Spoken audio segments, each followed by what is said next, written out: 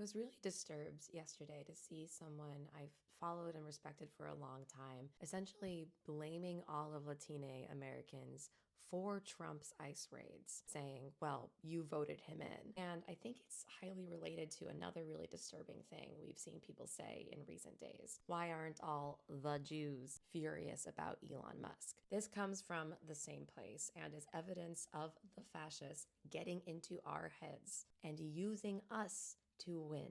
Now, three things.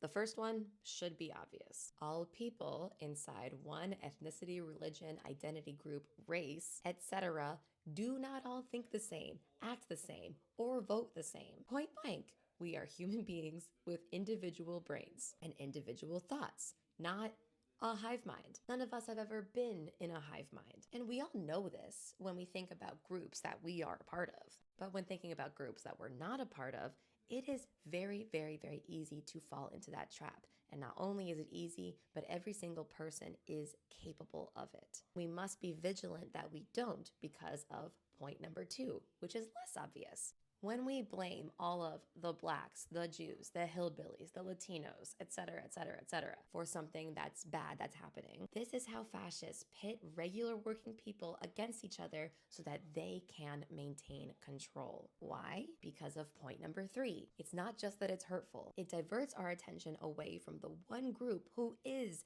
categorically to blame for all of our woes. The rich.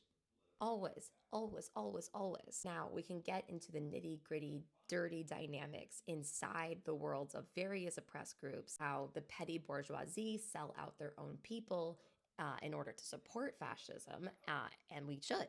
Because that's in large part how fascism works, or how it gains widespread support. It is often the have little, want mores who are the easiest to convince of the lie that the people that cause any of their troubles are those that are riding on their coattails, or the new immigrants, and are going to take away everything that you work so hard for. This happened in Germany too. This is a long, long, long history. But again, those are not the people ultimately to blame for any of this. I'm talking about the richest of the rich, because it is those petty bourgeoisie that are convinced that it is the immigrants or the poor or any of those things, and not the billionaires, Wall Street, union busting CEOs are the true architects of the horrors that we are seeing today. So let's keep in mind that this is where fascism lays its eggs in our minds, dividing us against each other. So let's start learning how to identify their ideas, those lies that are festering all around us, and stamp it